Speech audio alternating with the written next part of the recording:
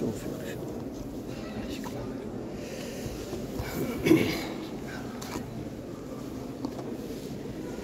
بسم الله الرحمن الرحيم.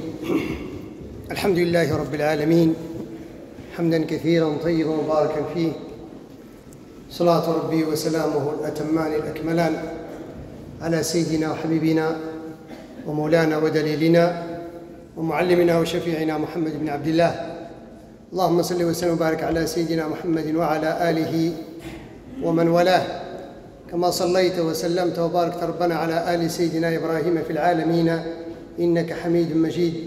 رب اشرح لي صدري ويسر لي أمري واحلل عقدة من لساني يفقهوا قولي. يا أيها الذين آمنوا اتقوا الله حق تقاته ولا تموتن إلا وأنتم مسلمون. يا أيها الذين آمنوا اتقوا الله وقولوا قولا سديدا يصلح لكم أعمالكم ويغفر لكم ذنوبكم، ومن يطع الله ورسوله فقد فاز فوزا عظيما. اللهم اجعلني وإياكم وأحبتي من الفائزين فضلا منك ونعمة.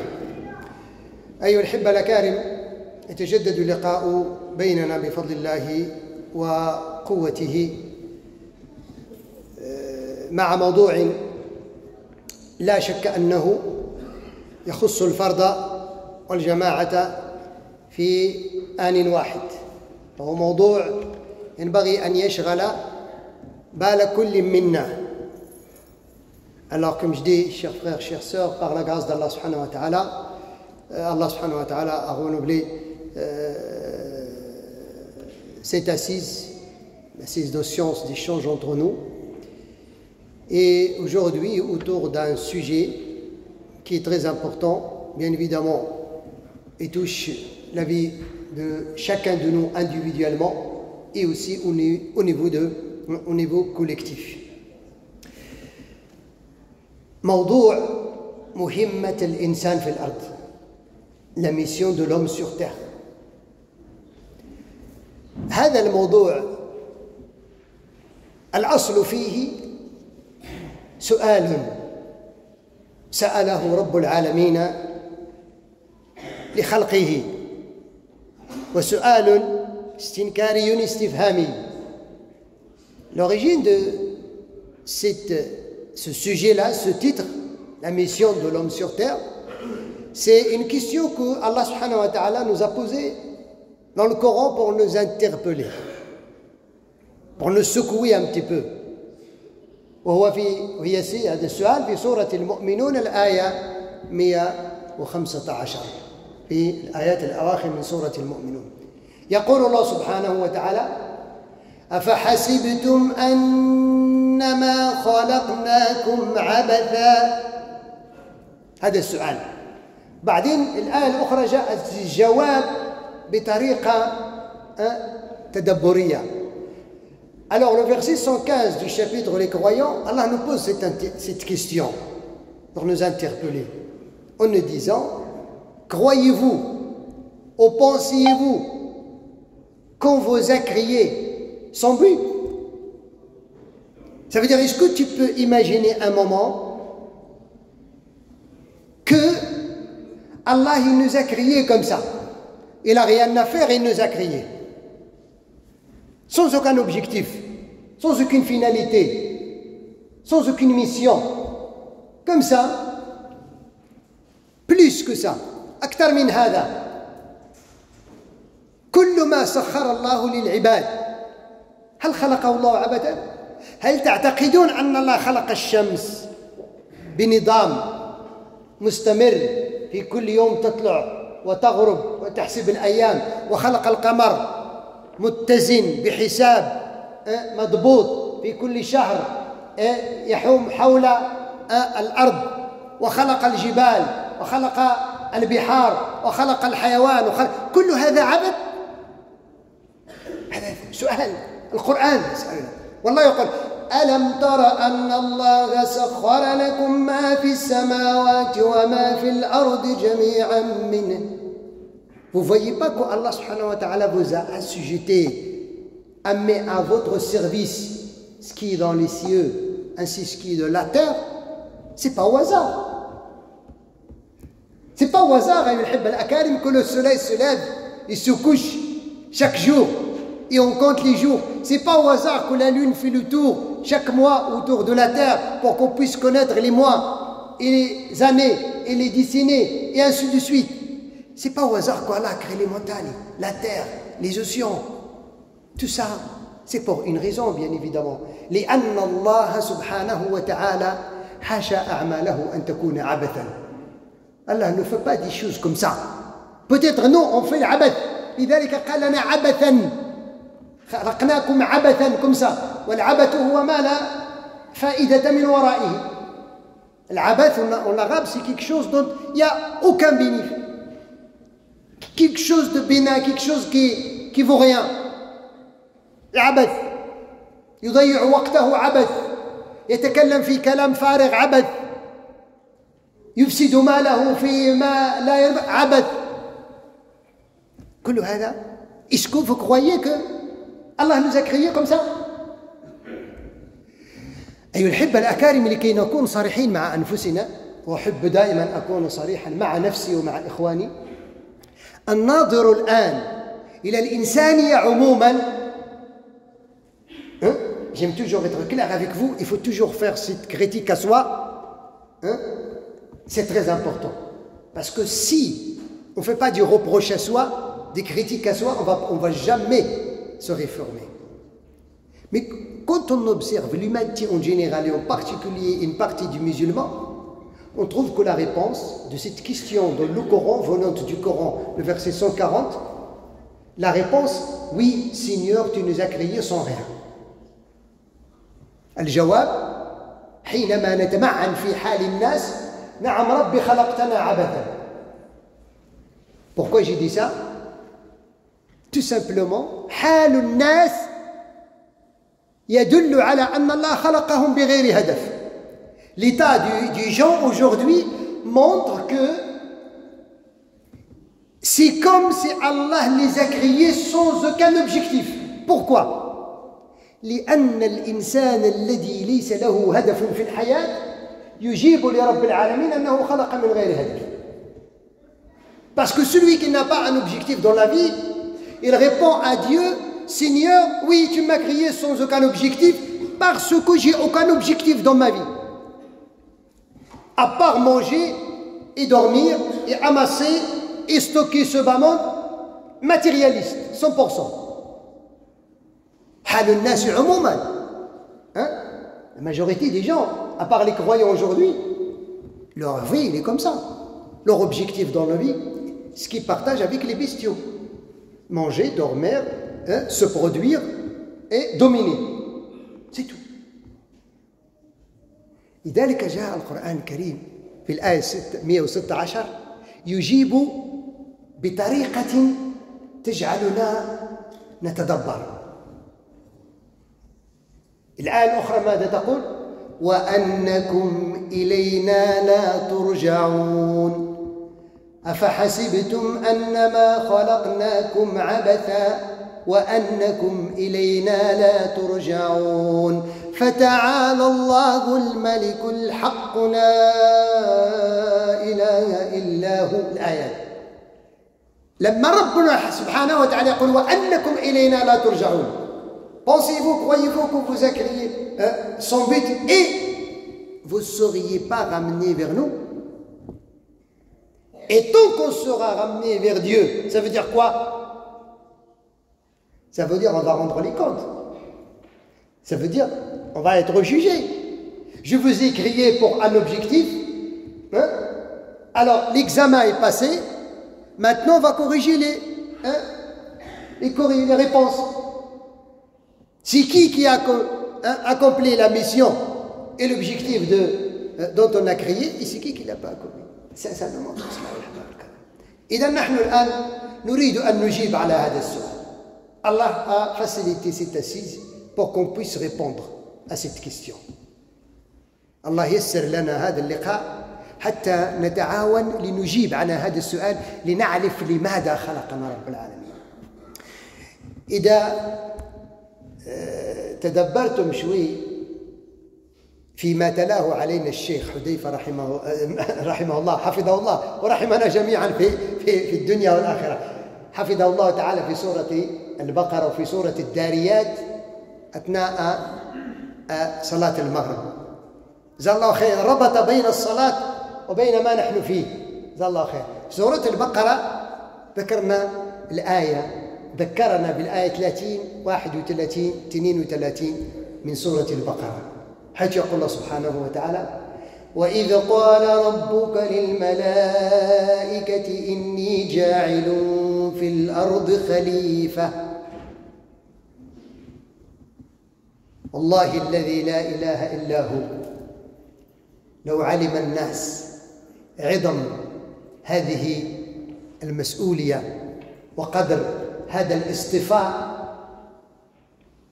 لا سخروا كل تانية ورمشة عين في حياته في سبيلها. والله العظيم الحق سبحانه وتعالى حينما خلق السماوات وخلق الأراضين وخلق الجبال وخلق الطير والوحش وكل شيء وما لا نعلم، حين لم ينبه أحد يقول كن فتكون. حينما خلق الإنسان أعلن فعل إعلان للمخلوقات وعلى رأسهم الملائكة: يا ملائكة اسمعوا، إني سأخلق مخلوقا وسأجعله خليفة في الأرض. Le verset 30 dont notre cher Hudayfa Hafidallah nous avait rappelé pendant la prière de Maghrib, le verset 30, 31, 32, ainsi de suite. Alhamdulillah, Allah khair, par sa sagesse, il a lié entre la prière et entre le sujet. Le verset 30 du chapitre 2, qu'est-ce qu'Allah nous dit? Il nous montre cette mission. Quand ton Seigneur annonça aux anges que je veux établir un vicaire, un suppléant sur terre. Et j'ai juré par Allah subhanahu wa ta'ala. Si les gens méditent, ils connaissent la valeur de cette annonce et l'importance de ce privilège, par Allah subhanahu wa ta'ala, ils vont faire en sorte que chaque moment dans leur vie, il sera étudié et sera au service d'Allah subhanahu wa ta'ala. Allah subhanahu wa ta'ala, quand il a créé les cieux, les 7 cieux, quand il a créé les milliards d'anges, quand il a créé les océans, la terre, les montagnes, il dit soit ils y sont. Il a annoncé à personne. Et quand il a créé l'autre galaxie qu'on ne connaît pas, il leur a dit soyez et ils y sont. Mais quand il a l'intention de créer l'homme, il a annoncé. Il a fait l'annonce aux anges. Oh les anges, écoutez-moi bien, j'ai pris la décision d'établir un vicaire sur terre. Ça veut dire la terre, elle a été créée. Il a préparé. Allah hayya lil-insan makan. Il a bien préparé, soigneusement, la terre, tout. Et il a annoncé. Cette annonce, ça veut dire quoi? Chacun de nous est vicaire et suppléant de Dieu sur terre. Wallah, Bab al-Karam, un privilège qui n'a pas de prix. Ça veut dire mieux que les anges, mieux que toute autre création. C'est pour ça, même les anges, ils ont intervenu pour comprendre. تجعل فيها من يفسد فيها ويسفك الدماء ونحن نسبح بحمدك ونقدس لك. Même les anges, ils ont été, si on peut dire, un petit peu jaloux. Notre philosophie, un petit peu jaloux, ça veut dire, ô Seigneur, comment pouvez-vous établir sur terre une créature qui va coller le sang et répandre le désordre sur terre? Et on est là. Les anges ont dit, on est là, on est là pour t'adorer, te glorifier, te louer, on est là pour tout. والنبي صلى الله عليه وسلم يقول ما من موطن في السماء السبعة السماوات كلها ما من موطن إلا وفيه ملك ساجد أو راكع أو ذاكر لله. Le prophète sallallahu alayhi wa sallam nous dit, les 7 cieux qu'on connaît, il n'y a pas un endroit pour poser une aiguille où il y a un ange, soit prosterné, soit incliné, soit évoquer Dieu. Ça veut dire qu'Allah subhanahu wa ta'ala, il ne nous a pas créés seulement pour faire comme les anges. Il nous a créés pour une autre mission. Parce que s'il veut seulement augmenter les adorateurs, ils sont là les anges. Ils n'ont rien à faire que ça.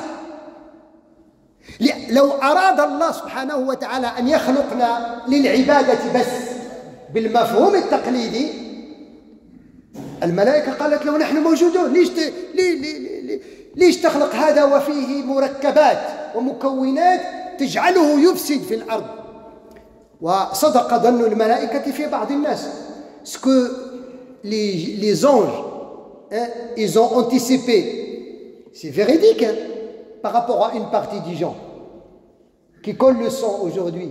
Et durant, d'ailleurs, depuis Qabil qui a tué son fils Habil, ça a commencé déjà. Ça a commencé déjà que c'était qu'on peut dire que 3 hommes. Adam, Qabil et Habil. Ils étaient que 3 hommes. Le premier sang qui a été collé, c'est Qabil, il a tué son fils, son frère Habil. Depuis là, ça commence. Le sang qui coule injustement. Ça veut dire que ce que les anges ils ont anticipé, ils ont raison. Mais Allah il leur a dit, je sais ce que vous ne savez pas. Je sais qu'il y aura une partie de mes serviteurs qui vont toujours lutter contre cette corruption et ce sang qui va être collé. Et d'ailleurs, الحب الأكارم لم يخلقنا الله سبحانه وتعالى لما يشغل بالنا كثيرا. لذلك ذكرنا وأنا سأربط لكم إن شاء الله على أقوال المفسرين بسورة الداريات. إن الواحد الآن حينما تسأله ما مهمتك في الأرض يقول لعبادة الله. نعم، ولكن كيف؟ هل الملائكة تعبد الله؟ بل مش الملائكة بس. وإن من شيء إلا يسبح بحمده. يقول تسبح له السماوات السبع والأرض ومن فيهن وإن من شيء إلا يسبح بحمده ولكن لا تفقهون تسبيحهم. Allah il nous dit que tout glorifie Allah subhanahu wa ta'ala. Les habitants des 7 cieux, la terre et toute autre créature. Mais vous ne comprenez pas leur adoration. Alors c'est pas pour cette adoration Allah il nous a créés. وإن كان في سورة الداريات الله سبحانه وتعالى يقول وما خلقت الجن والإنس إلا ليعبدون. Je n'ai créé les djinns et les êtres humains que pour m'adorer. Mais cette adoration, ça sert à quoi en vérité? في حياة الإنسان هذه العبادة لماذا تصلح؟ هل هي تصلح لنفس الأمر بالنسبة لعبادة الآخرين؟ C'est là où se trompe. عبادة المخلوقات الأخرى الملائكة والجبال والشجر والحجر والوبر, l'adoration de toute autre créature, c'est une adoration naturelle. Ils connaissent leur Seigneur et ils adorent leur Seigneur. C'est tout. Mais العبادة في حق المستخلف وسيلة لتحقيق الاستخلاف. L'adoration par rapport à nous, à savoir la prière, le jeûne, l'aumône, le pèlerinage, la glorification, l'invocation, la lecture du Coran, la science, tout ça, c'est un moyen qui nous aide à mettre la mission en pratique, comme il se doit. C'est un moyen. Ce n'est pas un objectif en lui-même. Vous savez? Parce que supposons qu'une personne, depuis qu'il est adulte, il est resté confiné dans une mosquée jusqu'à la fin de sa vie. Est-ce qu'il a accompli la mission? Il n'a pas accompli la mission. Parce qu'il n'a pas été créé pour confiner à la mosquée, ou chez lui, ou dans une grotte. Non. C'est pour cette raison. Il dit un petit peu. Les 5 piliers de l'islam. الخمس الأركان في الإسلام أولها فاعلم أنه لا إله إلا الله، لا إله، شهادتين. الثانية الصلاة، الصيام، الزكاة، الصيام، الحج، مش كده؟ نسأل أنفسنا بعد أن تعرف الله متى فرضت الصلاة في تاريخ الإسلام؟ لماذا لم تفرض مباشرة بعد الشهادتين؟ لم تفرض الصلاة إلا 11 سنة و6 أشهر من النبوة. Je traduis au fur et à mesure. Pour bien comprendre ce sens, ce qui veut dire que l'adoration sert à nous aider à accomplir notre mission. Le fait d'abandonner le bas monde et d'être confiné quelque part, soi-disant pour adorer Dieu, ce n'est pas l'objectif. C'est pour cette raison, regardez la chronologie des 5 piliers de l'islam. Quand Allah subhanahu wa ta'ala a dit à son messager, fais savoir aux gens qu'il n'existe de Dieu que Dieu, et toi tu es le messager. Pas la première. Il faut que d'abord découvrir. Pour ça, dans Surat Muhammad, وهذه أول مهمة في الخلافة فاعلم أنه لا إله إلا الله. Sache qu'il n'existe de divinité que celle d'Allah. Et après, la prière, elle a été prescrite quand? Pourquoi tout de suite tu lui as pas dit après que tu connais Dieu, prie? La prière a été prescrite 11 ans et 6 mois après la prophétie. 11 ans et 6 mois. Et dans un voyage spécial. Pourquoi ce retard? Pourquoi ce temps? Le jeûne et l'aumône, ils ont été prescrits en même temps. في شهر شعبان من السنة الثانية. Après combien? Après 15 ans de la prophétie. Adja, le jeûne et l'aumône. Le pèlerinage. Après 22 ans de la prophétie. La prophétie en total, c'est 23 ans. Un an avant la mort du prophète, le dernier pilier de l'islam. لا يتفكر الإنسان في هذه الأمور. Alors مهمتنا مش فقط لنعبد الله. فالعبادة إنما هي إيش؟ Un moyen qui va t'aider à la mission dont Allah t'a créé. لذلك الله سبحانه وتعالى يقول لنا في موضعين في القرآن منهم سورة البقرة واستعينوا بالصبر والصلاة. هل نستعين بالهدف أم نستعين بالوسيلة؟ Prenez de l'aide à travers la patience et la prière. Normalement, prendre quelque chose comme pour s'aider, ce n'est pas un objectif en lui-même, mais c'est un moyen qui va t'aider à mettre l'objectif en place. Le jeûne, ماذا يقول الله سبحانه وتعالى؟ يا أيها الذين آمنوا كتب عليكم الصيام كما كتب على الذين من قبلكم لعلكم تتقون. Oh, ceux qui ont cru à Dieu, vous a prescrit le jeûne comme il a été prescrit aux gens avant vous, afin d'atteindre la piété. Ce qui veut dire, le jeûne c'est un moyen pour atteindre la piété, et la piété c'est un moyen pour la mission de la succession sur terre. L'aumône. خذ من أموالهم صدقة تطهرهم وتزكيهم بها.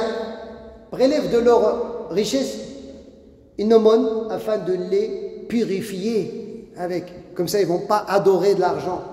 C'est un moyen, ce n'est pas un objectif en lui-même. Le Hajj, la même chose. ليشهدوا منافع لهم. Afin qu'ils se réunissent, c'est la réunion extraordinaire de toute la communauté sur les 4 coins de la terre, pour qu'ils se réunissent. C'est ça l'objectif. إذن أيها الأحبة الأكارم، حينما نعرف هذه الأمور ونعرف أن الله سبحانه وتعالى إنما خلقنا إذن لعمارة الأرض، خلافة في الأرض. Alors le résultat, c'est que Allah il nous a créés autant que suppliants. Et c'est quoi un suppliant? ما معنى الخليفة؟ هل الخليفة يملك ما استخلف عليه? Est-ce que le suppliant le vice-président ou le représentant, il possède le sujet ou les biens sur lesquels il a été placé comme vice-président ou suppléant? Non. Il a l'autorité de la gestion, mais il ne possède rien. Et les cas, vous voyez, le président, il n'est pas là. On a dit, le vice-président, il est là. Il va parler au nom du président. Mais quand le président est là, شوفوا سورة الحديد الله يذكرنا بهذه الأمور قال وأنفقوا مما جعلكم مستخلفين فيه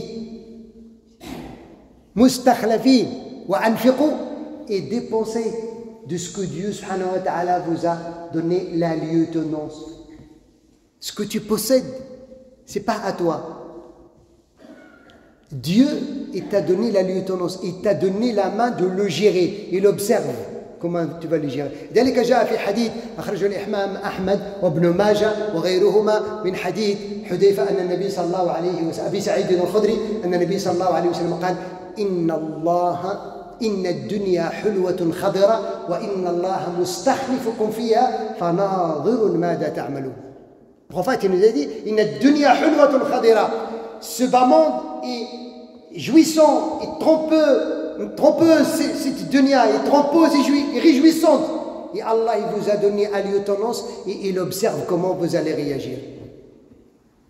C'est mon compte, c'est ma maison, c'est ma voiture, c'est mon territoire, c'est ma ville, c'est ma nation. Il n'y a rien qui t'appartient. Tu es là pour gérer ce que Dieu t'a donné. Sinon, je vous donne un parabole logique, une équation logique. Si un milliardaire possède autant de milliards, pourquoi il meurt avant de les consommer? Si c'était à lui, il ne devait pas mourir. Il devait mourir quand il aura 0 sur son compte et son coffre. Mais pourquoi il est mort, il a laissé 2 milliards, 3 milliards, 85 milliards, je sais, je ne sais pas, 10 biens de... Mais il ne devait pas mourir. Parce qu'il a de quoi vivre, je ne sais pas combien d'années. Tant que c'est à lui, ce n'est pas lui. Il avait le titre de suppliant un certain temps. Quand le chef, le roi, il veut le déplacer, c'est bon, toi tu as assez géré, ça te suffit. Je remets d'autres suppliants, tes héritiers ou tes... je ne sais pas quoi. Vous avez compris maintenant? C'est la même chose par rapport à Dunya. Ne cours jamais derrière Dunya. Mais tu dois faire l'asbab. Après j'en parlerai. Alors, il habbe l'akal. Là, je rentre dans le sujet. C'est une introduction. مهمتنا في الأرض 3 أمور. بنص القرآن. On a 3 missions sur terre. La grande mission, c'est l'istikhlaf, suppliant. Mais comment réaliser cela? À travers 3 choses. شوف الله سبحانه وتعالى حينما خاطب سيدنا داود الذي أعطاه الملك سيد داود ماذا قال؟ يا داود إنا جعلناك خليفة في الأرض فاحكم بين الناس بالقسط ولا تشطط. Oh David, on t'a choisi comme un suppliant sur terre. Alors tu dois juger par équité. Fais attention, tu seras jugé toi aussi. إذن هذه المهمة عمارة الأرض. وفي سورة هود كذلك الله سبحانه وتعالى يقول على لسان صالح وإلى ثمود أخاهم صالحا قال يا قوم اعبدوا الله ما لكم من إله غيره هو أنشأكم من الأرض واستعمركم فيها وأنشأكم من الأرض واستعمركم. ما معنى واستعمركم؟ Salih, il a dit à son peuple Tamoud, oh Tamoud, Allah m'a envoyé comme un messager. Il m'a dit de vous annoncer. Sachez que Allah subhanahu wa ta'ala, il vous a créé de la terre et il vous a demandé de la peupler, de l'exploiter. Exploiter la terre. Ça veut dire quoi exploiter la terre? À titre d'exemple, après je donne construire cette mosquée, construire des hôpitaux, construire les infrastructures, apprendre de la science et tout ça. On parlera en détail. Alors, tout ça, cette mission, on ne peut pas l'accomplir que avec trois choses. Et après, j'en détaille. La première, من لم يعرف ربه لا يمكن أن يحقق العمارة في الأرض. Celui qui ne connaît pas son Seigneur, celui qui ne connaît pas son chef, celui qui ne connaît pas celui qu'il a désigné comme suppliant, il ne va jamais accomplir la mission. Parce qu'il ne connaît pas pourquoi il est là. C'est pour ça, l'ordre que le prophète a reçu dans Sourate Muhammad, fa'lam annahu la ilaha illallah. Fa'lam, tu dois savoir, sache. Il faut le savoir. C'est pas on t'a dit. On t'a dit, tes parents ils t'ont éduqué qu'il n'existe que Dieu, c'est bon. Non, mais quand tu seras adulte, pébeur et responsable, tu dois savoir. C'est pour cette raison qu'Allah, il a convaincu les anges. Regardez, il a carrément ouvert une discussion avec les anges. Quand ils ont dit, Seigneur, comment pouvez-vous établir quelqu'un qui va coller le sang et répandre le désordre sur terre? Il leur a dit, je sais ce que vous ne savez pas. Et qu'est-ce qu'il a fait Allah pour leur montrer la preuve? Il a enseigné à Adam la science, tous les noms. Et c'est pour cette raison aussi que les 5 premiers versets révélés dans le dernier message adressé à l'humanité incitent à la science 6 fois. On a déjà répété cela. Pourquoi Allah il n'a pas demandé à son prophète de dire à sa communauté dans le premier message, priez, jeûnez, acquittez le monde, faites le pèlerinage. Non, il a dit, lis au nom de ton Seigneur. Et ton Seigneur est l'homme. Lis, et ton Seigneur est l'homme qui a crié, il a crié l'homme. 2 fois l'ordre. Lis, et ton Seigneur qui a enseigné. Il a enseigné à l'homme ce qu'il ne connaît pas avec la plume. 6 fois la science. C'est avec la science qu'on va connaître Allah. Celui qui ne connaît pas Allah, il ne peut pas connaître sa mission. Il va croire que c'est grâce à lui, il a cette richesse. Grâce à lui, il est en bonne santé. Grâce à lui, il a les enfants. Grâce à lui, il a la royauté. Grâce à lui, il a le pouvoir. Grâce à lui. Comme il a dit Qarun. Qarun, vous connaissez, hein, Corée. Jusqu'à aujourd'hui, il n'y a personne qui est arrivé à la richesse de Corée et la royauté de Dhul Qarnayn ni de celle de Pharaon. Pharaon, il disait, moi je suis votre Seigneur, le plus haut. Et Allah lui a montré qu'il possède rien du tout. Hein? Il s'est noyé dans la mer, rien du tout. Qarun, il a dit, tout ça, je l'ai gagné grâce à moi. C'est moi qui travaille, c'est ma sagesse, mon intelligence. J'ai gagné tout ça. Allah, qu'est-ce qu'il a fait Allah? Allah, il a demandé à la terre sur laquelle... Allez, rasez-moi cette personne, lui, et tous ses biens. Même ses biens, ne les laissez pas. Hein? Celui qui veut creuser le trésor de Qarun, il doit savoir où il est mort. Lui et ses biens. Rien. Ça veut dire t'as rien. C'est ça. Alors la première chose à travers laquelle on peut mettre la mission que Dieu subhanahu wa ta'ala nous a confiée sur terre, c'est de connaître Allah subhanahu wa ta'ala. Parce que celui qui connaît Allah subhanahu wa ta'ala, il va connaître ses limites. حينما يعرف الإنسان قدر ربه وما قدر الله حق قدره والسماوات والأرض مطويات بيمينه سبحانه وتعالى عما يشركون. Allah nous dit, malheureusement, ils n'estiment pas Dieu subhanahu wa ta'ala comme il se doit. Par contre, les cieux et la terre, tout ça, ils sont pliés dans sa main. Sa main, comment Allah? Les 7 cieux et la terre et tout ça, Allah, hop, peut les plier. Qu'est-ce qu'on représente sur terre? On va parler d'eux. Quand tu trouves une personne transgresseur, une personne injuste, une personne qui se montre devant les gens et ne connaît pas sa valeur, hein, la valeur d'Allah subhanahu wa ta'ala. Il sous-estime qu'Allah subhanahu wa ta'ala, il le regarde, il est capable de. Inna al-insana la yatgha an ra'ahu istaghna. Inna al-insana la yatgha an ra'ahu istaghna. Quand l'être humain, Allah lui a donné ses grâces, hein, croit qu'il est. Hein, personne ne peut l'abattre. La deuxième chose, comme moyen, tazkiyat al-nafs wa tarbiyatha. Il faut travailler soi. Celui qui ne travaille pas sur soi, il ne peut pas commettre la mission comme il se doit. Et ça, parmi les objectifs du Coran, hein, ces trois-là, je veux dire, c'est le Coran a été révélé pour connaître Allah. C'est pour ça Allah il nous a pas laissé comme ça. Lam yatrukna Allah haba'an. Il nous a pas laissé, il nous a guidés, il nous a envoyé ce catalogue. Vous voulez mettre la mission comme il se doit sur terre, vous voyez un catalogue. Alors ce catalogue nous dit, tu dois connaître ton Seigneur. Il faut le connaître. Et voilà les critères, les attributs, la puissance, la sagesse, les miracles de ton Seigneur.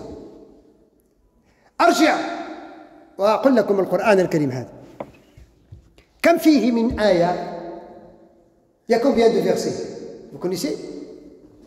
6235 versets, 114 chapitres. À votre avis, au niveau du pourcentage, il y a combien de versets qui parlent de l'adoration? Les 5 piliers de l'islam. Il y a combien de versets qui parlent de ça et de l'halal et le haram? كم من آية تتحدث عن الحلال والحرام والصلاة والزكاة والصيام والحج؟ في 6235 تقريبا. الإمام السيوطي الذي قال لما يقال 120. إمام ابن العربي قال 500. Prenons 500. Prenons, il y a 500 versets qui parlent de l'adoration et de l'halal et le haram. 500 versets. 500 آية. كم هي بالنسبة ل 6235؟ 500 versets par rapport à 6235. C'est combien? 5%? 7, 6, quelque chose. Ça ne dépasse pas 10. Vous imaginez? Et pourquoi alors il n'y a que 10% hein, qui parlent de salat et siyam et tout le reste, c'est quoi? Tout le reste, c'est pour connaître ton Seigneur. Et la plupart du reste, c'est سواء الغيب القابل أو الغيب الذي لم نحضره. Tout le reste, c'est quoi? C'est l'inconnu qui va venir, ou bien l'inconnu qu'on ne savait pas, et Allah il nous a dévoilé. Quand Allah il nous dit que c'est lui, grâce à lui, Ibrahim il a été sauvé du feu. Ce n'est pas pour nous raconter ce récit-là. Quand Allah il nous a dit que c'est grâce à lui, Younes il a été sauvé dans la baleine du ventre de la baleine. Quand Dieu nous dit c'est grâce à lui, un petit bâton comme cause, Moussa il a pu échapper à Pharaon. Pourquoi ne parler de ça? Pour connaître et ne jamais perdre la confiance en Dieu et connaître qu'il est capable de nous faire sortir et de nous donner les issues à toute situation, qui que soit. Quand il nous a donné, Allah subhanahu wa ta'ala, même Zakaria et sa femme, ils étaient étonnés. Comment peut-on avoir un bébé et nous, on a dépassé l'âge d'avoir des enfants. Zakaria a dépassé les 120 ans. Sa famille est stérile. Ils avaient perdu l'espoir d'avoir les enfants. Mais avec dua, Allah il leur a donné des enfants. Et pourquoi? Nous, on a oublié cette astuce dans le Coran. Et c'est pour vous montrer que les 10% nous aident à comprendre la totale du Coran. C'est à travers la prière. Alors, il faut travailler soi pour qu'on puisse être au service d'Allah subhanahu wa ta'ala. Et puis, la troisième chose, c'est comment peupler la terre. كيف نستعمر الأرض؟ والاستعمار هو البناء والحضارة, la civilisation. L'isti'mar égale la civilisation. Et les civilisations, je vais résumer les facteurs de la civilisation en un. La science. Pour connaître Allah, il faut la science. لمعرفة الله لابد من العلم. ولإنشاء حضارة في الأرض لابد من العلم. Les musulmans, à travers l'histoire, في تاريخ الإسلام لم يكن المسلمين فقط جالسين في المدينة يصلون ويصومون وكذا، حتى أن عمر بن الخطاب رضي الله عنه كان يدخل إلى المسجد ويجد فيه رجل دائما في المسجد، الظهر في المسجد، العصر في المسجد، المغرب في المسجد، العشاء في المسجد، الصبح في المسجد. قال يا فلان من يعولك؟ Toi tu es tout le temps à la mosquée. C'est qui prend en charge? C'est qui te nourrit? C'est qui t'habite tout? Il a dit j'ai un frère. Il a dit أخوك أعبد منك. Ton frère adore Dieu mieux que toi. Allah, il ne t'a pas crié pour planter à la mosquée. Allah, il ne t'a pas crié pour divorcer le bas monde. Allah, il t'a crié pour exploiter, pour travailler, pour avoir des diplômes. Allah, il nous a crié pour avoir dans la communauté des médecins, des ingénieurs, des architectures, de tout ça. Il nous a donné l'exemple sur les prophètes. Ibrahim alayhi salam, il a été un grand architecture. Regardez l'architecture de la chambre qui reste jusqu'à aujourd'hui des siècles. Zacharia, il a été un menuisier. Daoud, il a été un forgeron. Le prophète, il a été un commerçant. Il faut travailler pour exploiter la terre. Il faut se réveiller le matin. Il faut avoir des diplômes. C'est ça la civilisation. Regardez la civilisation de l'islam à travers l'Andalousie, à travers le Perse, à travers les traces de la Ummah. Les premiers hôpitaux sophistiqués, toute option, ça a été à l'époque des Omeyyades et des Abbasides. Le moment où le reste du monde n'ont pas de la moindre des choses. Et la communauté, elle est partie. À travers l'histoire, lisez l'histoire. C'est qui a créé le GPS? C'est les musulmans. C'est qui a créé les lunettes pour observer? Ibn al-Haytham, l'Andalus. C'est qui a créé le fil avec lequel après l'opération on recule la patient? Ibn Sina. Vous savez que le livre d'Ibn Sina aujourd'hui, on l'enseigne à la Sorbonne, la médecine. Kitab al-Tib, l'ouvrage de la médecine d'Ibn Sina. Et ainsi de suite. Mais le jour où les musulmans ils ont abandonné la science, ils sont partis dans comment dirais-je, les dernières nations dans la Bouddha. C'est avec la science. Alors, avec la science, premièrement. La deuxième chose, avec l'entraide, التعاون.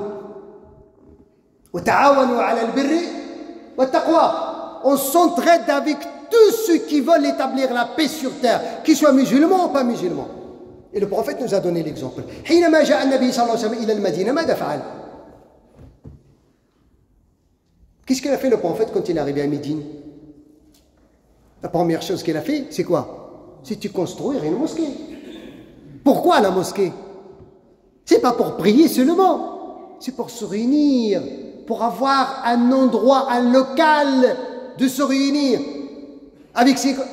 Et là, en vérité, le prophète, il a fait une mosquée et un tribunal et une université.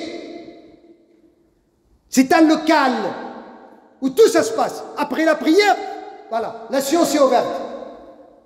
C'est comme ça le prophète. Et après, qu'est-ce qu'il a fait à la mosquée? Il a appelé à la fraternité entre les immigrés et les résidents, le Muhajir al-Ansar. Il n'y a pas notre terre et votre terre, les jeunes, écoutez-moi bien. Il n'y a pas notre quartier et le quartier des autres. Il n'y a pas dominer un quartier, tuer pour dominer un quartier, comme ça a été fait la semaine dernière, et vous avez vu comment les gens ils étaient en colère pendant le Jumu'ah. Il n'y a pas dominer un terre et une terre. Demain, tu peux déménager pour X raison, alors tu seras humilié par ceux qui ont dominé cette terre et ce quartier dont tu déménageais. Réveillez-vous. On ne domine rien du tout sur terre, mais on est là pour s'entraider. هكذا علم النبي صلى الله عليه وسلم تآخي بين. Plus que ça, il a dépassé la fraternité de l'islam à la fraternité humaine. وثيقة النبي صلى الله عليه وسلم فيها تقريبا 21 بند. Il y a 21 chapitres. Et les 3 derniers chapitres, qu'est-ce qu'il a dit le prophète? ويهود بني قريظة وبني عوف وبني. Il a cité les tribus de juifs qui sont aux alentours de Médine. Et le prophète a dit, ils sont des citoyens comme nous, ils ont les mêmes devoirs et les mêmes droits comme nous. Les juifs, ils ont leur droit d'exercer leur culte en toute liberté. Et les musulmans, ils ont leur droit d'exercer leur culte. C'est une constitution qui n'a pas d'exemple jusqu'à aujourd'hui. Et le prophète sallallahu alayhi wa sallam, quand il va au marché, il achète des dattes, des d'orge, de tout ce qu'il a besoin, des juifs et des autres, même qui sont athées, pour s'entraider. On ne peut pas exploiter la terre tout seul. Il faut s'entraider avec tous ceux qui cherchent la paix, et tous ceux qui cherchent la stabilisation, et tous ceux qui cherchent comment dirais-je, la fraternité sur terre. Il ne faut pas qu'on laisse ces principes sur les papiers et les enveloppes qu'on reçoit pour payer les impôts, égalité, fraternité, ou bien liberté, égalité, fraternité. C'est des meilleurs principes. Je peux vous donner pour chaque principe de cette nation un verset dans le Coran, si ce n'est pas plus. Liberté. La ikraha fi ddin. Fraternité. Ya ayyuha an-nas innama khalaqnakum min dhakarin wa untha wa ja'alnakum shu'uban wa qaba'ila lita'arafu. Égalité. وإذا حكمتم بين الناس أن تحكموا بالعدل. بين الناس تحكموا بالعدل. Ça veut dire qu'en vérité, la nation française, le pays, la France, en vérité, il a pris ses principes à travers le Coran, il faut le dire. Et on est fiers, alhamdoulilah, qu'on partage. Mais il faut qu'on trouve ces principes dans la société. Partout. Il n'y a pas mon quartier, ton quartier. Tu es mon frère, tu as le même droit dans ce quartier que j'ai. Et ainsi de suite. Je répète cela pour que ça sera. La troisième chose, le troisième moyen pour l'imara, rahma. لا يمكن إنشاء حضارة بالعنف. Jamais. La violence ne peut jamais construire une civilisation. الرحمة وما أرسلناك إلا رحمة لمن للعالمين. On t'a envoyé qu'une miséricorde à tout l'univers. C'est pas qu'aux musulmans. Le musulman, il doit être à la source de rahma. ولو كنت فظا غليظ القلب لانفضوا من حولك فاعف عنهم واستغفر لهم وشاورهم في الأمر. والنبي صلى الله عليه وسلم يقول ارحموا من في الأرض يرحمكم من في السماء.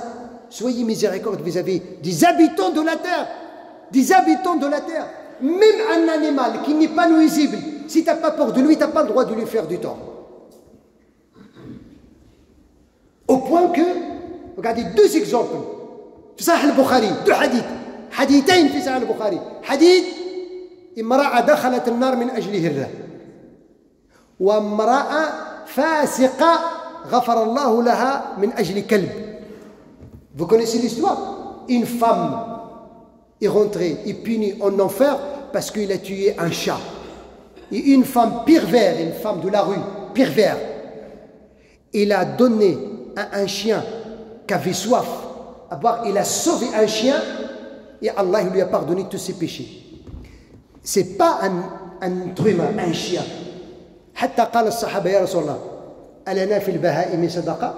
Même les animaux, on a une aumône si on a fait quelque chose, si on a donné un chat à boire ou à manger, ou on a sauvé la vie d'un animal. قال النبي في كل ذي كبد رطبة صدقة. Chaque être vivant, il y a une aumône. Vous savez, quand le prophète il nous a dit, quand quelqu'un plante une plante, un arbre, il l'a arrosé, il a donné ses fruits, tous ceux qui ont consommé ces fruits-là, un oiseau, un chat, un chien, tous ceux qui ont profité de l'ombre de cet arbre, tant que cet arbre existe, Et toi, si tu ne mets pas là, tu reçois le hasanat tant que cet arbre existe. Celui qui va prendre un petit bâton de cet arbre pour les cure-dents, c'est une hasanat pour toi. Il ne te connaît pas. Vous imaginez? C'est ça la civilisation. Alors là, بد من الرحمة. والرحمة أول ما يبدأ بها الإنسان ويعطي فيها برهان هو أهله. Les premiers qui doivent profiter de ton rahma, de cette qualité, c'est tes siens. اسمعوا قوله تعالى في سورة الروم الآية 21. Savez-vous pourquoi aujourd'hui les foyers, malheureusement, ils vivent une instabilité totale? Dans nos foyers aujourd'hui, on trouve une instabilité totale. Une petite dispute, tout est déchiré. Étant donné qu'Allah subhanahu wa ta'ala, qu'est-ce qu'on nous dit? وَمِنْ آيَاتِهِ أَنْ خَلَقَ لَكُم مِّنْ أَنفُسِكُمْ أَزْوَاجًا لِتَسْكُنُوا إِلَيْهَا وجعل بينكم مودة ورحمة إن في ذلك لآيات لقوم يتفكرون. Et c'est parmi ces signes qu'il vous a créé ainsi que vos épouses en une seule âme. Il a mis entre vous, afin de vivre en tranquillité avec elle. Il a mis entre vous la beauté, la miséricorde, la douceur, l'amour. Cela sont des signes à ceux qui réfléchissent. Celui qui ne partage pas cette miséricorde, cette rahma avec son épouse, ses enfants, ses parents, ses proches, bien évidemment, il ne va pas la partager avec autrui. Mais il faut s'entraîner à être rahim. Si tu veux qu'Allah t'accorde sa miséricorde, sois miséricordieux. Ça, c'est important. Et puis, وصل العشاء يا حبيبي؟ Hein? Pas encore? Il reste combien? 23 minutes. Ah, non? 15 minutes. Comme ça. Je veux vraiment manger ces 10 minutes. Comme ça, on dit l'adani. الرحمة يا إخواني لا بد من الرحمة حتى يعرف الإنسان. تعرفون لماذا الآن la théorie de... Malheureusement, ça reste une théorie, une fausse théorie, mais malheureusement, le contexte la confirme. La théorie de ceux qui disent l'homme, c'est le loup de l'homme. Vous connaissez cette parole? Aujourd'hui, c'est ça. Pourquoi l'homme est né le loup de l'homme? متى يكون الإنسان ذئب أخيه حينما يعيش نظام الغاب نظام الحيوانات. C'est quand l'homme se transforme en loup vis-à-vis de son frère. Quand on vit dans une vie où il n'y a pas d'autorité, où il n'y a pas de principe, où il n'y a pas d'ordre, où il n'y a rien du tout. Chacun agit selon sa force. L'être humain, c'est pas comme ça. C'est pas comme ça. On n'agit pas parce qu'on est fort. C'est pour ça, تعرفون القاعدة. Omar ibn Khattab, vous connaissez Omar ibn Khattab? Omar ibn Khattab, c'était quelqu'un qui... Personne ne peut lui rendre la parole. Ouais. Savez-vous, Omar ibn Khattab, quand il va monter sur son cheval, vous connaissez les chevaux arabes, hein? Ce n'est pas des petits chevaux. Quand il va monter sur ce cheval, lui, il ne met pas un pied sur le truc là pour monter. Il saute top sur son cheval. Quelqu'un qui est très très fort. Mais quand ils l'ont choisi comme amir, ils l'ont choisi, ils ne voulaient pas. Ils l'ont choisi. Il a annoncé la première annonce sur la chair du prophète. Il leur a dit, vous devez savoir une chose. Vous craignez toujours Omar parce qu'il est fort. Mais je vous annonce aujourd'hui que je suis fort pour celui qui se montre fort devant les croyants. Et je suis humble. Je suis humble et au service de celui qui est faible jusqu'à ce qu'il atteigne son droit auprès de celui qui est fort. Comme ça, le rahma. Rahim.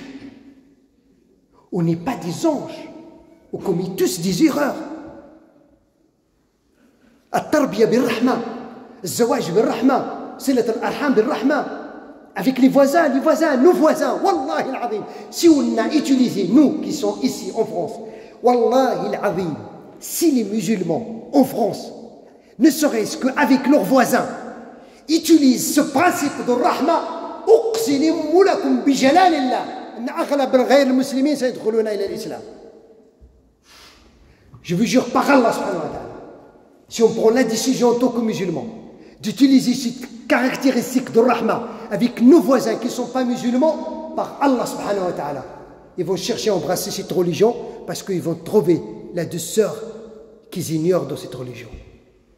Mais quand l'un de nous sort de chez soi sans dire bonjour, bonsoir à sa voisine et à son voisin, quand l'un de nous fait quelque chose de beau, de bien, je sais pas, un mariage ou une fête, quelque chose comme ça, sans toquer la porte de ses voisins pour leur offrir quelque chose, pour les inviter, bien évidemment. Quand l'un de nous dérange ses voisins, quand il se réveille pour y aller à Subh, bien pendant le Ramadan pour faire sahur, ou bien avec ses enfants, comment peut-on appeler Allah subhanahu wa ta'ala si on est ingrat? La civilisation, ce n'est pas non plus seulement de construire des immeubles. Hein? La civilisation aussi, il y a une civilisation morale.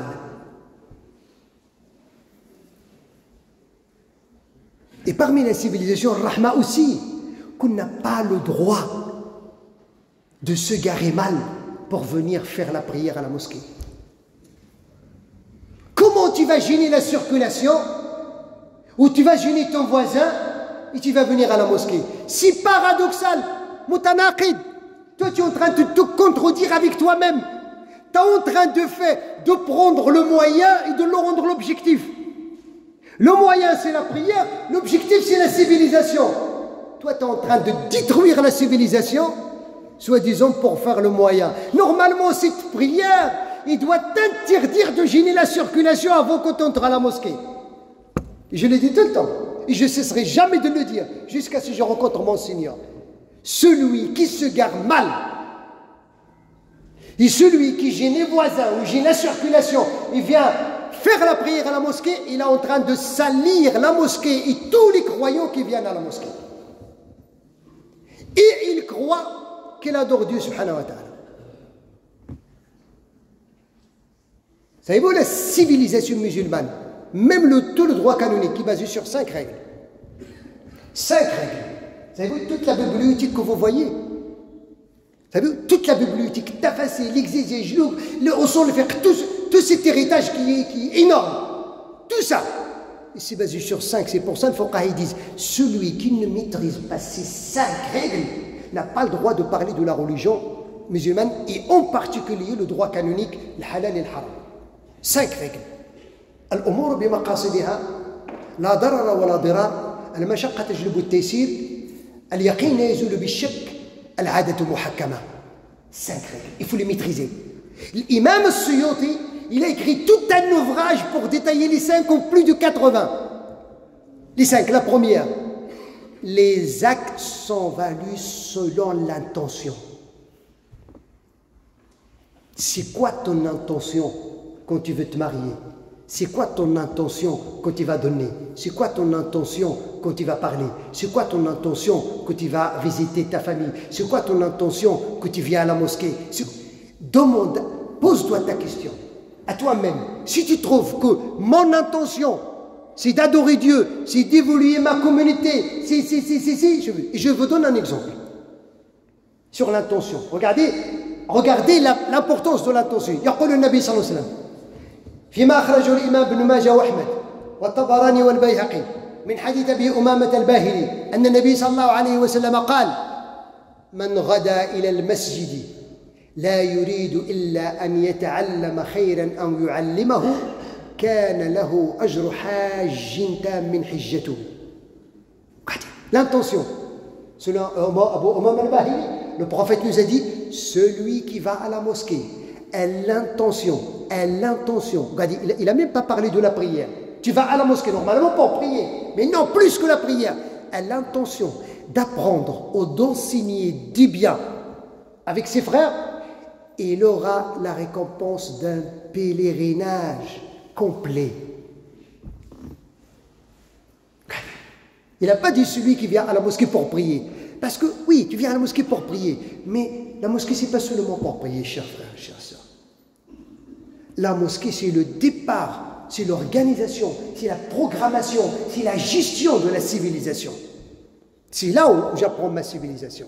C'est là où j'apprends à me maîtriser à l'extérieur. C'est pour ça que je vous dis, c'est un moyen, ce n'est pas un objectif en lui-même. C'est pour ça Allah il nous a dit « Inna salata tanha » Il fahsha wal munkar où? La prière interdit le mal et le blâmable. Où?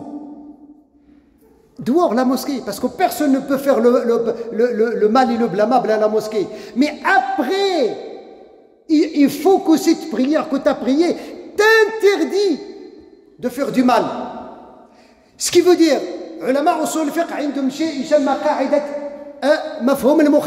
le sens contraire, si ta prière ne t'interdit pas le mal et le blâmable, est-ce qu'elle vaut quelque chose? Elle ne vaut rien. Ta prière, on ne vaut rien du tout, parce qu'il ne t'a pas interdit le mal et le blâmable. Quand tu pries, tu mens. Quand tu pries, tu triches. Quand tu pries, tu te comportes mal avec ton épouse ou ton époux. Et tes enfants. Et quand tu pries, tu consommes le haram. Il est où ta prière alors? Ça sert à quoi? Quand tu as prié, tu as fait quoi? Tu as fait quoi quand tu as prié? Tu as dit, il t'a fait. Tu as dit, Iyaka na'budu wa iyaka nasta'in. Et qu'est-ce que tu as fait? Et pour confirmer que je n'adore que toi tout seul, tu as posé ton front par terre. Alors celui à qui tu as annoncé que tu adores que lui, il t'a posé ton front pour lui manifester ton humiliation, c'est lui qui t'a dit quand tu sors, ne prends pas ce qui ne t'appartient pas. Ne triche pas, ne vole pas, ne gêne pas. C'est ça, c'est ça la civilisation de la salat. Et puis, la deuxième règle. La darara wa la dirar. Nulle nuisance à soi ni à autrui. L'islam interdit toute nuisance à soi ni à autrui. Tu n'as pas le droit de nuire à toi-même. De consommer quelque chose qui va te faire du mal dans ton corps, tu n'as pas le droit. Parce que ce corps-là, ce n'est pas à toi. C'est un dépôt. Il dit amana. Allah attaque amana. Amana al-siha, amana al-aql, amana al-ilm, amana al-mal, amana al-awlad. Tout ça, c'est des dépôts. Il n'a rien, on n'est rien là-dedans. Celui qui croit que son corps lui appartient, qu'il stoppe son âge. Il n'agrandit pas. Celui qui croit que son corps lui appartient ne dort pas. Reste comme ça, ne dort jamais. Celui qui croit que son corps lui appartient ne le nourrit pas. Il ne t'appartient pas. C'est pour ça qu'il t'a donné des règles pour te montrer qu'il ne t'appartient pas. Mais il est là pour que tu prends soin de lui et tu le poses. Tu poses par humiliation, tu te mets à genoux. Parce que ce corps-là, il appartient à celui qui l'a créé. C'est tout. C'est comme ça. Alors, on n'a pas le droit de faire... C'est ça la civilisation. Notre mission sur Terre, c'est d'éviter toute gêne à soi et à autrui. Et la prière, et le jeûne, et toutes les autres adorations, ils nous aident à purifier cette âme. La troisième, al-mashaqqa tajlibu at-taysir. Al-mashaqqa tajlibu at-taysir. La difficulté engendre la facilité. Ça, c'est la meilleure règle de la civilisation musulmane. Ça veut dire, là, حينما تجد الأمر فيه مشقة يأتي الله سبحانه وتعالى بالشرع يقول لك لا تشق على نفسك ما فيش مشكلة. أنت مسافر لا تستطيع الصوم ما تصوم صوم بعدين. Ça veut dire que ce corps-là, Allah l'observe. Tu n'as pas le droit de faire du mal à ton corps, même quand il s'agit de l'adoration. Tu vas voyager, ou la femme est enceinte, ou il est en état de menstruer, ou il est faible, ou un moins jeune qui ne peut pas jeûner, il n'y a pas de souci. Ne jeûne pas, ne fais pas du tort à toi. Même pour m'adorer, ne fais pas du tort à toi-même. Parce que quand il y a la difficulté, Allah intervienne pour la facilité. Mange. Et si tu ne peux pas même à vie, donne la compensation. Et si tu n'as pas de quoi donner la compensation, Allah te la paye la compensation le jour dernier. Ne jeûne pas, ne donne rien, Allah te décharge de cette responsabilité. Allahu Akbar. Quelle religion s'il avait trouvé des vrais facteurs. Quelle religion qu'on a. Même pour l'adoration, il a été dit, ne fais pas de nuisance à toi-même, même pour m'adorer. Il fait chaud, et tu travailles dans un travail pénible, et tu ne peux pas prendre les congés. Travaille pour gagner. Et jeûne pendant l'hiver. L'issue exprès pendant l'hiver, quand il y avait 7 heures dans la journée. Il n'y a pas de souci. C'est comme ça, notre religion. La quatrième, al-yaqin la yazulu bi-shak. La relation sociale. La certitude, on ne peut pas l'annuler avec un doute. Tu as rencontré quelqu'un, il te dit, tu sais l'imam de la mosquée. Ah, je l'ai vu avec une femme au marché. Subhanallah, mon frère, c'est pas toi qui vas venir me mettre le doute sur... Tu vois, l'imam al-Hassan al-Basri, il y a une personne comme ça qui transmet là. Il lui a ramené une parole comme ça. Vous avez vu qu'est-ce qu'il lui a dit? Il lui a dit que les gens ils disent sur toi tel. Il lui a dit Alamiya, j'ai dit Shaytanu ghayraka liyursilahu ilayya. Il lui a dit le shaitan n'a trouvé personne que toi pour me l'envoyer. Je t'ai pas demandé qu'est-ce que les gens ils disent sur moi. Moi je connais la personne. Savez-vous, c'est pour ça, commettre l'adultère, s'il n'y a pas 4 personnes qui ont vu l'opération, ceux qui a accusé quelqu'un de l'adultère, il va être puni. Ça veut dire qu'il faut 4 personnes. Ça veut dire que la personne, il faut qu'il la fasse en plein public. C'est pas parce que tu as vu quelqu'un, il est rentré chez quelqu'un, ça y est, il a commis l'adultère. Non, il faut 4 personnes voir l'opération.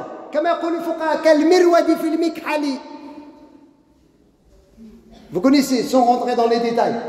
C'est un des 3, même s'ils sont 4. Il a le doute que vraiment, ils étaient dans une situation, mais ils n'étaient pas déshabillés. Tous les 4 ils ont été punis. Parce que c'est une accusation. On ne peut pas accuser les gens comme ça. C'est ça la civilisation. Pourquoi? Le prophète, il a dit à ses compagnons, ne me rapportez jamais ce que les autres disent sur moi. Laissez-moi sortir et accueillir les gens avec de la poitrine saine, vide. Ne rapporte jamais. N'appelle jamais à la zizanie entre les gens. Non. C'est ça, yahbabika. Et puis, la 5e, al-adatu muhakkama. Pourquoi j'ai dit les 5 règles? Parce que ça rentre dans l'organisation de la communauté. Al-adatu muhakkama, la tradition, hein, ou la coutume. La coutume, s'il n'y a pas un texte coranique qui l'interdit, ou il n'est pas contradictoire avec un texte coranique ou prophétique, on l'appelle. Il n'y a pas de souci. La coutume, comment on s'habille? Regardez, il y a Amel Hajj, il s'habille comme chez eux. Moi, je m'habille comme un Marocain. C'est l'Aïcha, l'autre. Il n'y a pas de souci. La façon de vivre la vie commune, il n'y a pas de... On n'a pas un habit, voilà, comme une brique. Tous les musulmans doivent s'habiller comme ça. Ou tous les musulmans doivent voilà, aménager leur maison de telle façon. Non, pas du tout. Il y a la coutume. L'islam, il l'encourage surtout s'il n'a pas, comment dirais-je, il n'est pas contradictoire avec... C'est pour ça, regardez aujourd'hui les prénoms des gens. Il y a des prénoms, voilà, qui ne sont pas arabes, qui n'ont rien à voir avec l'islam. Ça ne veut pas dire que la personne s'appelle Stéphane, qu'il n'est pas musulman. Il peut s'appeler Stéphane, il est musulman. Hein? Je ne sais pas si jamais vous avez été en Bangladesh, en Chine, là où il y a les musulmans, ils vont trouver, tu ne peux même pas prononcer, tu n'arrives même pas à prononcer, et c'est des musulmans. Ils ont leur langue, rien de mal. C'est pour ça qu'il n'y a pas un texte qui ne dit, ni coranique, ni prophétique, que quand un nouveau musulman qui n'est pas d'origine arabe, il a embrassé l'islam, il faut lui donner un nom arabe. C'est faux. Pourquoi lui donner un nom arabe? L'islam, il n'est pas que pour les Arabes. L'islam, il est universel. C'est mieux qu'il garde son prénom, et comme ça, on a cette diversité, cette mosaïque qui est très importante. On trouve parmi nous Stéphane, on trouve parmi nous Sohaib, on trouve parmi... Bilal, c'est pas arabe. Sohab, c'est pas arabe. Il s'appelait Sohab al-Rami. Et le prophète n'a pas changé le prénom de Sohaib, n'a pas changé le prénom de sa femme Maria. Il lui a pas dit non, c'est pas Maria, c'est Mariam. Non, c'est Maria. Il est resté Maria, hein? La maman de son fils Ibrahim. Alayhim salam. C'est comme ça, les Habab al-Karam. Alors, notre mission sur terre, c'est de vivre ensemble et de cheminer ensemble vers Dieu et de construire ensemble une civilisation humaine qui ne distingue pas le croyant et le non-croyant. Quand un médecin est musulman, il a devant lui un patient qui n'est pas musulman, il ne doit pas chercher à distinguer et à travailler avec celui-là qui n'est pas musulman d'une façon qui est tout à fait opposée quand il travaille avec un musulman. Parce que la civilisation et la rahma doivent atteindre tout. Alors, prenez ces règles. La science. قلنا الرحمة العلم, la science. L'entraide, le ta'aoun. Oui. Et puis, Ar-Rahma. Puis, et à la fin, Al-Adil, la justice. Et en vérité, Ar-Rahma, c'est plus important que l'Adil. Être miséricordieux, c'est plus profond qu'être juste. Parce que être juste, c'est que... Hein, c'est voilà, c'est mettre les choses. Mais être Rahma, c'est carrément pardonner celui qui t'a fait du mal. Être juste, c'est même demander son droit. Il m'a insulté, je l'insulte. Il m'a volé, je le vole. Mais Rahma, il m'a insulté, je demande à Allah qu'il le guide vers le droit chemin. Il m'a volé, s'il en a besoin, qu'Allah fasse en sorte que c'est la dernière chose, la dernière fois qu'il vole. C'est comme ça, Rahma. Je finis avec cette règle coranique. Dans ce sens-là. تعرفون الله سبحانه وتعالى يقول لنا الذين يستمعون القرآن فيتبعون أحسنه. Ça veut dire quoi? Ceux qui entendent le Coran et suivent ce qui est excellent. Ça veut dire, est-ce qu'il y a ce qui est excellent dans le Coran et ce qui est moins? هناك في القرآن حسن وأحسن. Si. يوجد في القرآن حسن وأحسن. اسمعوا لهذه الآية. يقول الله سبحانه وتعالى وإن عاقبتم فعاقبوا بمثل ما عوقبتم به ولئن صبرتم لهو خير للصابرين ثم واصبر وما صبرك إلا بالله. Allah il te parle de l'Hassan, c'est quoi? Si vous avez subi un tort, subissez à celui qui vous a fait du tort le même niveau du tort que vous avez subi, ni plus ni moins. Mais si vous voulez l'excellence, pardonnez et patientez. Et Allah vous ordonne de patienter et de ne pas chercher à se venger, mais pour se venger du même niveau. Hassan, Allah yuhibbu al-muhsinin. وسارعوا إلى مغفرة من ربكم وجنة عرضها السماوات والأرض أعدت للمتقين الذين ينفقون في السراء والضراء والكاظمين الغيظ والعافين عن الناس والله يحب المحسنين. Et concourez-vous vers un paradis de votre Seigneur et des jardins au paradis où c'est large que les cieux et la terre, préparés aux pieux, qui donnent dans l'aisance et dans l'adversité, et qui dominent leur rage, quand ils ont été provoqués, et qui pardonnent à autrui. Et Allah aime les bienfaisants. Allahumma faqna il khair. Waj'alna min ibadika as-salihin al-muslihin. Allahumma qaddirna أن نكون من عمال الأرض كما يرضيك عنا. اللهم قدرنا ويسر لنا ووفقنا لنكون من عمال الأرض كما يرضيك عنا. اللهم اغفر ذنوبنا واستر عيوبنا واهد قلوبنا وتولى أمورنا واجمع شتاتنا والف على الحق قلوبنا. اللهم اهدنا واهد بنا واجعلنا سببا لمن اهتدى.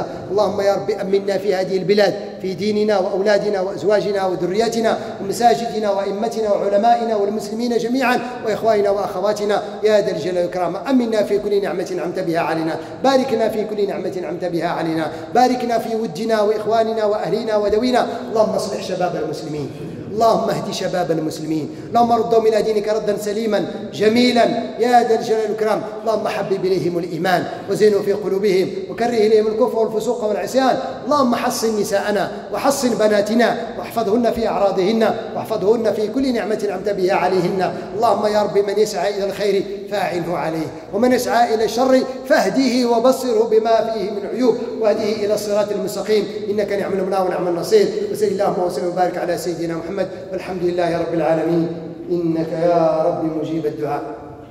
بارك الله فيكم وأحسن إليكم.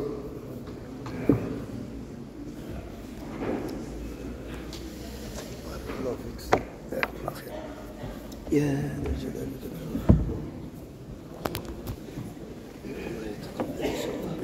إن شاء الله كنت تبع في الزود.